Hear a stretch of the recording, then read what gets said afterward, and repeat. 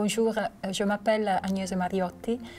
J'ai fait une formation en chimie pharmaceutique suivie par un doctorat en génétique et j'ai travaillé pendant plusieurs années dans la recherche médicale en Italie, aux États-Unis et dernièrement en Suisse.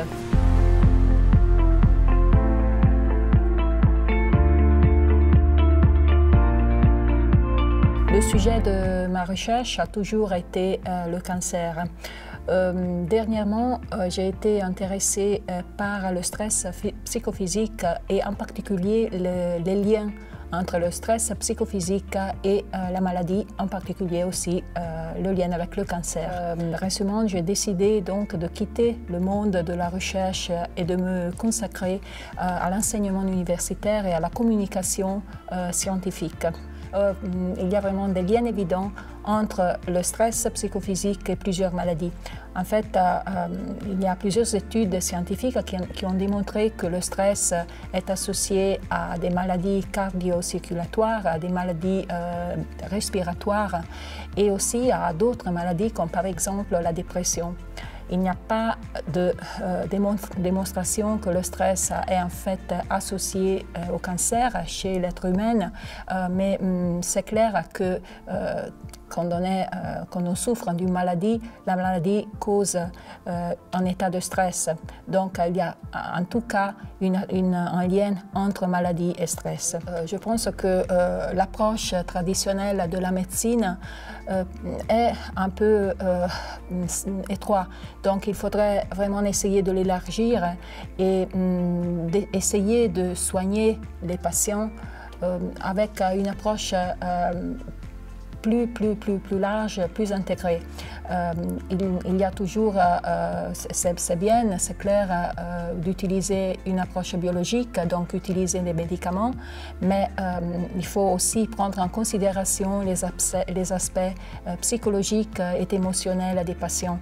Donc ça veut dire que la médecine devrait utiliser et adopter une approche qui soit biologique, mais aussi psychologique et sociale.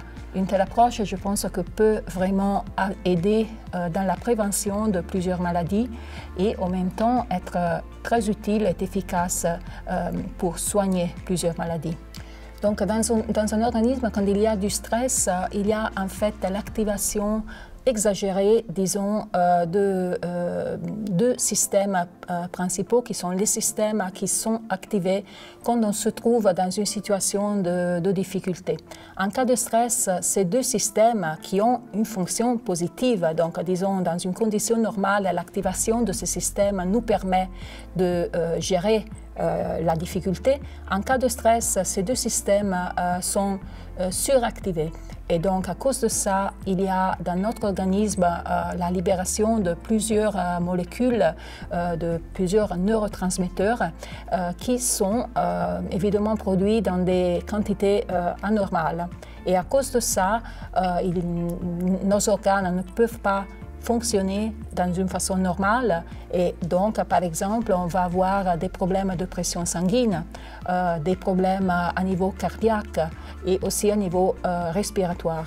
Et puis encore, on a vu que le stress est toujours associé à une augmentation du niveau d'inflammation dans notre corps. Il y a dans les sujets stressés une certaine inflammation de base qui est toujours là. C'est un bas niveau d'inflammation, mais qui existe, qui est présent et qui est à la base en fait de plusieurs maladies. On pense que, bien sûr, l'effet psychologique peut avoir des effets sur la maladie elle-même parce que l'effet psychologique signifie, par exemple, l'incapacité de bien gérer les émotions. Donc, tout ça va augmenter, par exemple, la tension nerveuse. Donc, on peut avoir des effets à niveau physique, des désordres à niveau des muscles, des douleurs qui vont apparaître, par exemple, des douleurs au dos, des douleurs au cou, des maux de tête. Ça, c'est la première chose. Donc, c'est clair que l'effet émotionnel et psychologique peut influencer le décours d'une maladie. Et de la même façon, la maladie elle-même peut provoquer des effets psychologiques, pas seulement parce qu'on est malade et donc ça nous a des effets à niveau des émotions, mais vraiment à travers des mécanismes biologiques, par exemple l'inflammation. L'inflammation a vraiment aussi une action dans le cerveau et en fait elle est liée par exemple pas seulement à des changements d'humeur, mais aussi à des vraies maladies comme la dépression.